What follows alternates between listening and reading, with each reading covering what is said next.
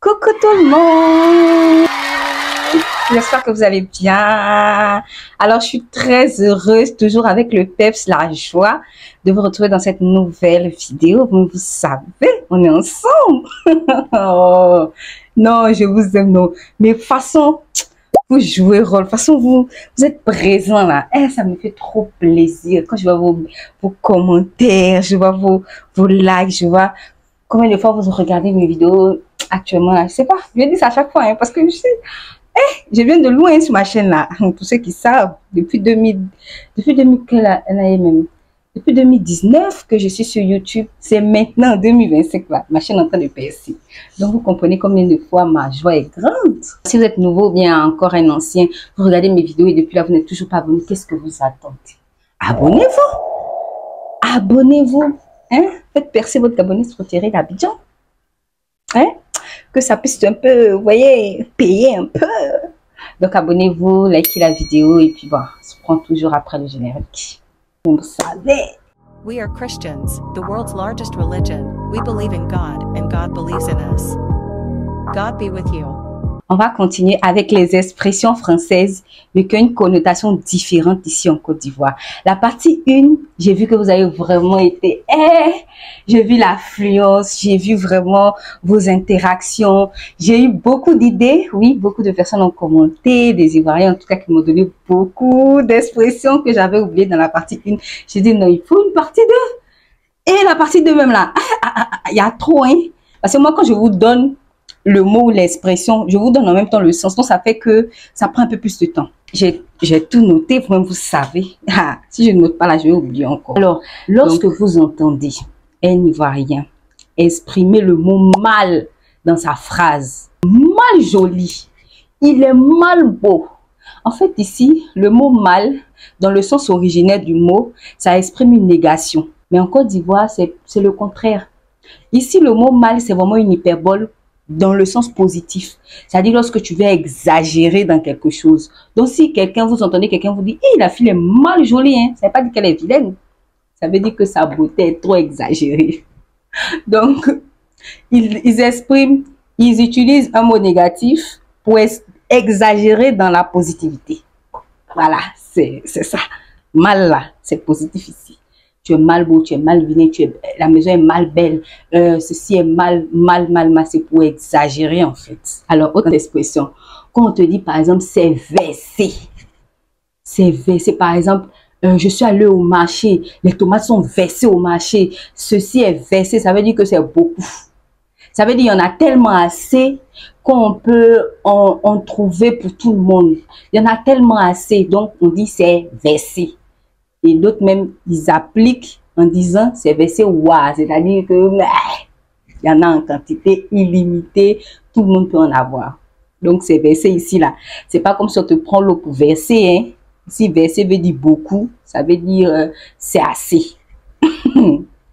Vous entendez ici là, tu es mort dans le film, hein.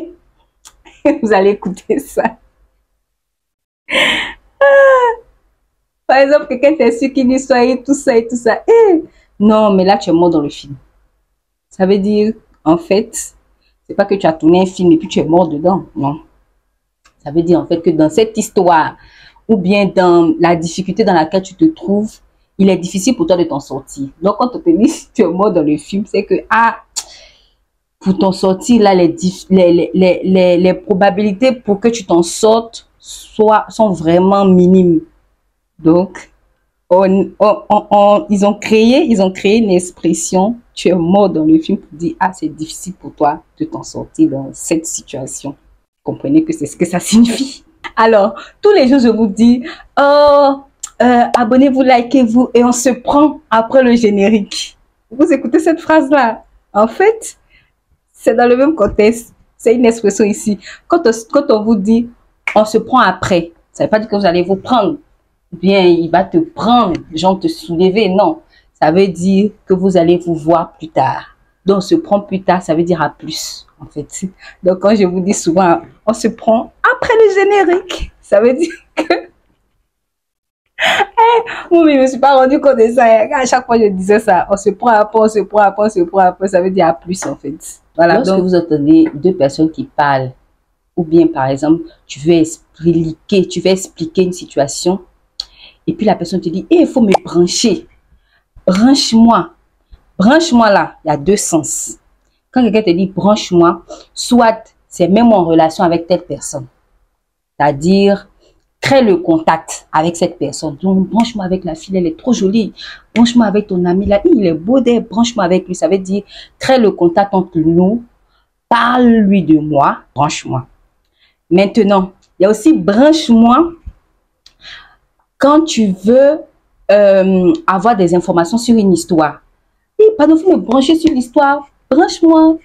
Ça veut dire explique-moi l'histoire, dis-moi de quoi il est question. Donc, si vous écoutez une voix, il faut me brancher là. C'est soit il faut me mettre en relation avec une personne. Donc, tout dépend du contexte avec lequel vous parlez avec la personne. Soit même en relation avec cette personne. Ou raconte-moi l'histoire en fait. Dis-moi ce qui s'est passé. Voilà. Détaille tout. Je veux tout savoir. Donc, c'est pour dire, quand la personne te dit je veux tout savoir et qu'il dit ça en instruction ivoirienne, c'est branche-moi. Quand un Ivoirien vous dit tu es dans le pain, vous lui expliquez une situation vraiment difficile que vous traversez, et puis vous dites tu es dans le pain. C'est pas que tu te trouves dans un pain, non. Ça veut simplement dire que ta situation est difficile. Ça veut dire que tu es dans le beau drap. Tu es dans une situation où vraiment il sera compliqué pour toi de t'en sortir. Donc, si vous entendez tu es dans le pain, ça veut dire c'est compliqué, hein. Ton histoire est compliquée. Pour t'en sortir, ça sera difficile pour toi. Hein. Par exemple, vous êtes en train de vous discuter. Tu lui fais quelque chose et puis il te dit, tu n'as pas cœur. Tu n'as pas cœur. Alors, tu sais que tu as un cœur. Voilà, le cœur, c'est un organe. Mais quand l'Ivoirien te dit, tu n'as pas cœur, ça veut dire, tu n'es pas capable de faire ça. C'est-à-dire que ose tenter. Ose essayer de faire ça. En fait, c'est un peu comme il est en train de te... Je vais utiliser encore une autre expression. Il est en train de te garant. Mais garant ici, c'est pas comme quelqu'un qui est un garant sur ta vie. C'est comme ici, quand tu utilises garant, c'est une menace en fait. Quelqu'un qui est en train de te menacer. Genre, tu me garant quoi. Tu vois? C'est pas comme si tu es un garant sur ma vie, mais tu me menaces. Maintenant, quand on te dit tu es dans le pain, ça veut dire que tu es vraiment dans une situation difficile, compliquée, dure de t'en sortir. Donc, tu n'es pas dans un pain physique qu'on mange, mais tu es dans des problèmes. En fait, pain ici, c'est problème. Quand vous entendez, par exemple, des personnes parler et puis dire tu n'as pas cœur de ça, tu n'as pas cœur de faire ça. En généralement, c'est lorsque des personnes se disputent, vous voyez. Donc, c'est une manière de menacer l'autre, c'est une manière de dire à l'autre, essaye et tu verras. Donc, tu peux pas faire ça. Si tu as essayé de faire, vraiment, je vais m'énerver, mais vraiment, tu sauras qui je suis. Voilà, donc c'est vraiment une menace. Mais tu n'as pas que, ça veut dire, essaye de faire, ou bien comme d'autres personnes, si tu es un homme, si tu es une femme, tant. Vous voyez un peu. Alors, si vous entendez quelqu'un dire, par exemple, je suis fan. Le fan, là, c'est le même que être fan, par exemple, d'une star et tout ça. Mais ici, ça signifie, je suis amoureux.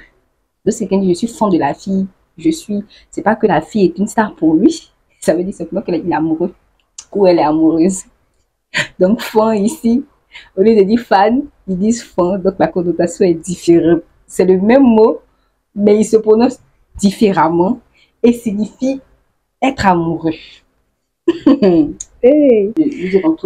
Il vous demande quelque chose et tout ça, mais il vous demande de lui rendre un service et après il vous dit, il faut sciencer. Faut sciencer. Sciencer qui s'écrit comme science, mais ici c'est comme un verbe, donc il y a ER à la fin. Ça veut dire sois indulgent, accepte ma requête, accepte ce que je te demande. C'est une manière en fait, c'est comme une supplication quoi, voilà. Accepte ce que je te demande, ou bien c'est comme pour dire s'il te plaît, voilà. Donc lorsque deux personnes, c'est pas la science pour vous dire la science naturelle, non, qui est une matière, non. C'est science de dire sois indulgent, s'il te plaît, comme dire pardon, vas-y, fais-le pour moi et tout ça. Incline ton cœur, voilà, faut sciencer, c'est un peu ça. Incline ton cœur en ma faveur, sois favorable pour moi. Et alors il y a un qui énerve un peu certaines personnes lorsque vous entendez vieille mère, vieux père. En vérité, c'est pas pour vous dire que vous êtes vieux, hein. que vous êtes vieille, non. C'est un nom qu'on attribue à quelqu'un qui est un aîné, voilà, et qu'on voit être sage, on va être responsable. Donc, ne pas l'appeler tonton ou bien tanti, ils disent vieille mère, vieux père, dire que je te respecte et que je t'estime, donc je te donne un petit nom, tout ça. Donc, ne vous fâchez pas si vous n'êtes pas ivoirien et que vous écoutez quelqu'un vous appeler vieille mère, vieux père. C'est un peu comme Coco, comme je vous disais à la partie 1.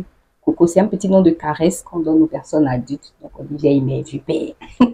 Donc, c'est ma vieille mère, c'est mon vieux père. C'est une personne que je considère qui est un modèle pour moi, que j'apprécie, mais qui est plus âgée que moi, voilà. Si vous écoutez, tu es zo. C'est pas que tu es un zoo. Le zoo, il y a les animaux là. Ça veut dire simplement que tu es belle, tu es jolie. Voilà, tu es zo, c'est tu es jolie, tu es belle. Donc, tu n'es pas un zoo, tu n'es pas un animal, tu n'es pas, voilà, tu es jolie. Alors, si un Ivoirien vous dit, vous êtes en train de vous disputer, puis dit, tu vas lire. Tu vas lire. Tu vas pas prendre ta montre pour lire, hein? Non.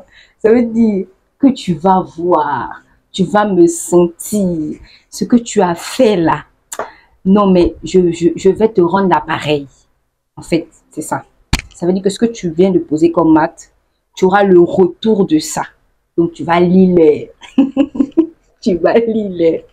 Donc, c'est une expression, franchement, qui s'emploie vraiment quand il y a une histoire, quand il y a une discussion vraiment houleuse et tout ça, la personne emploie ça. Tu vas lire.